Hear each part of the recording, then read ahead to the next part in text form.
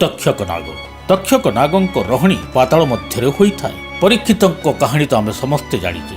ଅଭିଶାପ ଯୋଗୁଁ ପରୀକ୍ଷିତଙ୍କୁ ତକ୍ଷକ ନାଗ ହିଁ ଦଂଶନ କରିଥିଲେ, ତାଙ୍କର ମୃତ୍ୟୁ ହୋଇଥିଲା। ଏହି ମୃତ୍ୟୁର ପ୍ରତିଶୋଧ ନେବା ପାଇଁ ପରୀକ୍ଷିତଙ୍କ ପୁତ୍ର ଜନ୍ମଜୟ ଏକ ସର୍ପଯଜ୍ଞର ଆୟୋଜନ କରିଥିଲେ। ଏହା ଦେଖି ସମଗ୍ର ସର୍ପବଂଶ ଚିନ୍ତାରେ ପଡ଼ିଯାଇଥିଲେ ଏବଂ ସର୍ପବଂଶକୁ ରକ୍ଷା କରିବା ପାଇଁ ତକ୍ଷକ ଇନ୍ଦ୍ରଙ୍କ ଶରଣାପନ୍ନ ହେଲେ ଏବଂ ଇନ୍ଦ୍ର ତକ୍ଷକ ନାଗଙ୍କୁ ସୁରକ୍ଷା ଦେଇ ଚାଲିଥିଲେ।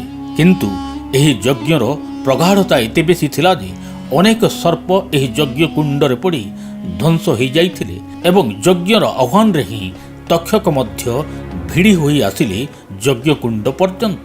ଯେହେତୁ ଇନ୍ଦ୍ର ତାଙ୍କୁ ଧରିଥିଲେ, ଇନ୍ଦ୍ର ମଧ୍ୟ ତକ୍ଷକଙ୍କ ସହ ଯଜ୍ଞକୁଣ୍ଡ ଆଡ଼କୁ ଧସେଇ ଆସିଲେ। ପରିଶେଷରେ ମହାଦେବଙ୍କ ଆଦେଶରେ ଏହି ଯଜ୍ଞ ବନ୍ଦ ହୋଇଥିଲା ଏବଂ ମହାଦେବ ତକ୍ଷକଙ୍କ ସ୍ତୁତିରେ ପ୍ରସନ୍ନ ହୋଇ ତାଙ୍କୁ ନିଜର ସେବକ ରୂପରେ ଗ୍ରହଣ କରିଥିଲେ।